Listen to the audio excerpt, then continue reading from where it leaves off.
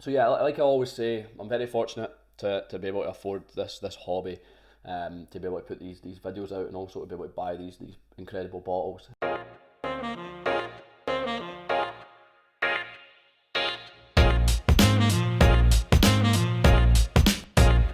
Welcome back to Whisky Whims with me, Stuart. Today we're going to go through recent purchases, although that's probably an inaccurate way to explain it. Should probably just say the purchases from the first part of the year. 6 months, are we in June? 6 months, yeah, mental. I can't believe it's June already. Anyway, so I'll go through some chronological order, I suppose, and I'm trying to think, like, I have bought fewer bottles, however, I think the price of things have, or the price that I'm at currently is where I was at last year or 2 years ago. However, there is a significant purchase in this, but we'll get down to it. So we'll start with this Stosha, this 6-year-old Stosha, which has been matured in a sherry cask, and I'm sure it was sherry, but yeah, this was £45, and this was the reason this was £45. I got it at market value, or face value, if you like. I think market value. Is market value the right word? Trade value, because this was my good friend Tony's. This was actually his cask, and he sold it to Whisky, and they decided to bottle it. So yeah, I'm really looking forward to that, and it'll be pretty cool. I've had one of Tony's, I think it was his dad's cask, or maybe a family cask. I've had Tony's Kalila before, so I'll drop the review for that. But yeah, I'm really looking forward to this. I think Tony's got a few casks, so it'll be interesting to see what else he's got in the next the wee while. But yeah, I really like Bunnahabhain Stosha, so and you'll see that that's evident by the next bottle, which isn't really chronological. This is I can't remember when I purchased this, but I just picked this up last week from the Netherlands. I was over there on a course, and I met up with my mate, who's also a Patreon and fellow Tabes member, Bart, and he passed this Stosha on to me. So this is just heavily peated. I'm pretty sure this is just refill butts, just bourbon. I'm really looking forward to that. It'll be quite interesting to actually compare these two. I can't remember how much this was, to be honest, so I'm not including it in my price. I need to ask Bart, because I just can't remember. So this is 6-year-old, and this one is not got a huge age statement on there to make it easy for me, but it looks like it could be 10-year-old or 11-year-old. Most likely 11, yeah, it's about a 10-year-old. We're going to go 10. So yeah, it'll be interesting to pair these side by side, one with a kind of sherry influence and one without. So yeah, we've got two Stoshas. I've actually got a little bit of I wouldn't say backlog of Stosha, because I've not got the same amount that I have with Springbank or Daft Mill backlog, if you like. People will just say hoarding, creating a whiskey lot. But yeah, I've got a Cadenhead warehouse station Stosha that we had at the warehouse tasting, obviously pretty self-evident that, and it was fantastic. So yeah, I do really like Stosha. Next is we'll go for the Springbank. So this is the 100 proof.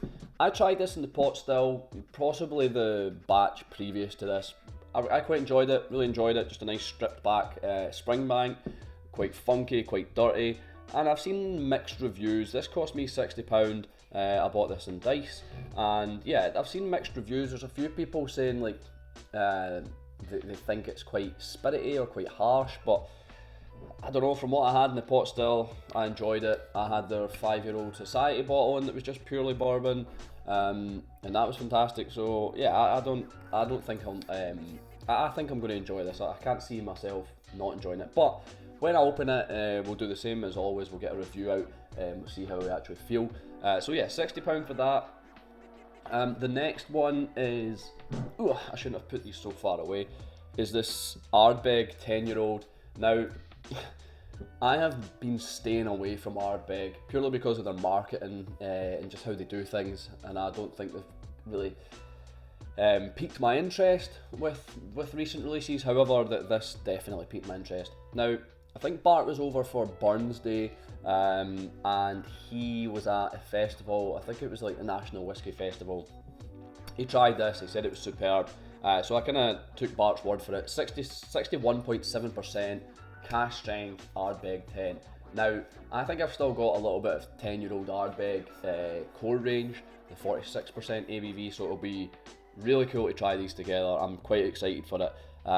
It's not opened yet, but I am very excited for this. I'll need to wait until I've created some space, but I want to wait until I've killed some peat off to replace this with. However, this was £75, and yeah, I think that's pretty good. I mean, the normal Ardbeg 10's coming into the region of £45 now, but this is 61.7% ABV. It's mental. So yeah, really looking forward to that. I'm going to bring these over so that I can actually reach them. Right, so the next one is this Ben Nevis from Signatory, £44, and it was bottled for the Scotland national football team getting into the kind of World Cup or to celebrate that. Now, there's a lot of independent bottlers doing this. The rare find Bunnahabhain, was it a Bunna or a Bruichladdich? I think it was a Bunnahabhain, and so that was 11-year-old and their 27-year-old Glenelgan. I really wanted the 27-year-old Glenelgan, or at least to try it, but just the kind of price of it. I believe Stevie bought a bottle of the 11-year-old, the Bunna, and that's got the away strip on it. The Glenelgan's got the home strip on it. I know did North Star do one?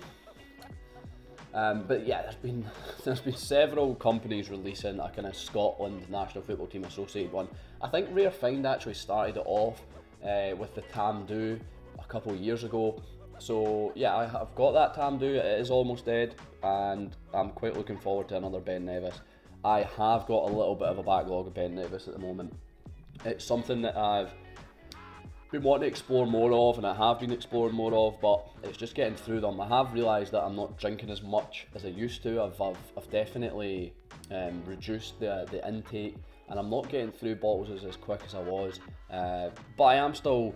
I end up getting to a certain point of a bottle, and I put it in the barrel to make space for another whiskey, and then I realise that I've actually not killed it off, so I need to go back and kill it off. And that actually happened the other night. But anyway, Ben Nevis, 11-year-old, £44, 46% ABV, can't grumble with that. The next one is a Daft Mill. I do have a few of these, and I get a little bit of FOMO with Daft Mill, and I also want to support Daft Mill because there is a soft spot for me, and at the end of the day I really do enjoy their whiskey. So anyway, 2012 single cask Berry Bros and Rudd bottling, 59.5% ABV. This was £150 direct from Berry Bros. I wanted to grab the Aberdeen Whisky Shop exclusive. That's sitting about £175. It went on sale to I think £148 or something. I think they had a discount, or it might have been about 150 odd, but at the time I couldn't justify it, and I just think £175 a bit too much.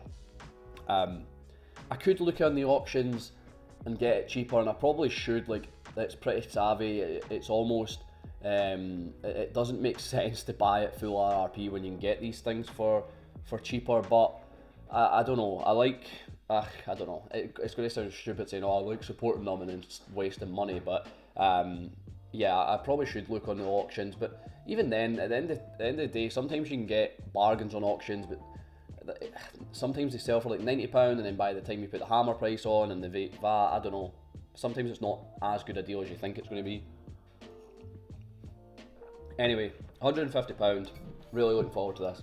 I'm still getting through a 15-year-old 5 strength bottle, so that's up on the shelf, and that's what's currently feeding my Daft Mill, my Daft Mill, what do you call it? Oh my god, how can I forget words so easily? It's satisfying my Daft Mill urges, shall we say. So the next bottle,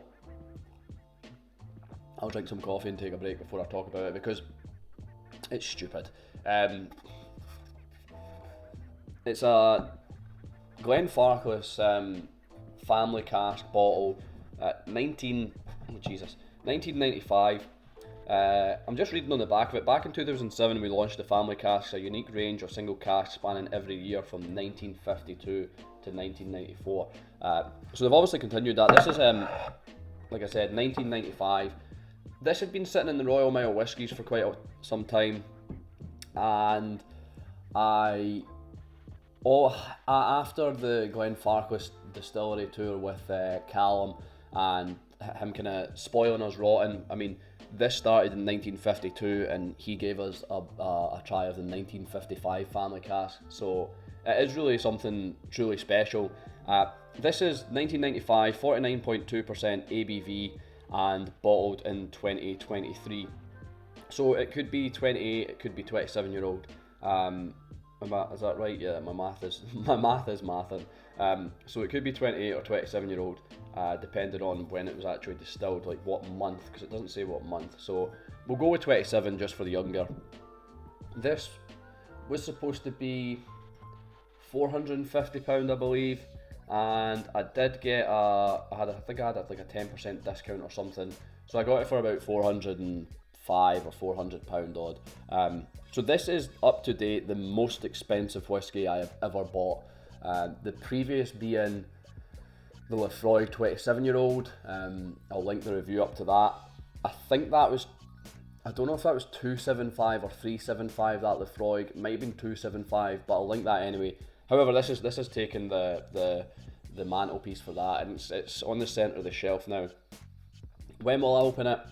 I've not got a clue. I'm not going to lie. I've got no idea. Absolutely no idea. It has to be something quite extraordinary to open. Or it could just be a drunken night where we just start popping the corks. But yeah, so that's what I've recently bought, or that's what I've bought up until June, up until this month. So I think we're sitting at about 800 and, what was the 44? 824, about 824. So or maybe less, because I was actually counting this as 50. So it's maybe about 774 pounds is what we're up to. But yeah, this is obviously the bulk of it. I probably could have got 3-4 bottles worth just for this one bottle, but I had actually worked an extra week or something, and the money from that, my wife told me just to treat myself. I mean, not all the money, but some of the money from that, she said, just treat yourself to that bottle. You've wanted a family cask for a while, why don't you do it? You've got extra money sitting there, so just do it. So yeah, like I always say, I'm very fortunate to be able to afford this hobby, to be able to put these videos out, and also to be able to buy these incredible bottles. So yeah, I hope you've enjoyed the video. I've been Stuart, this has been Whisky Whims. I'll see you later.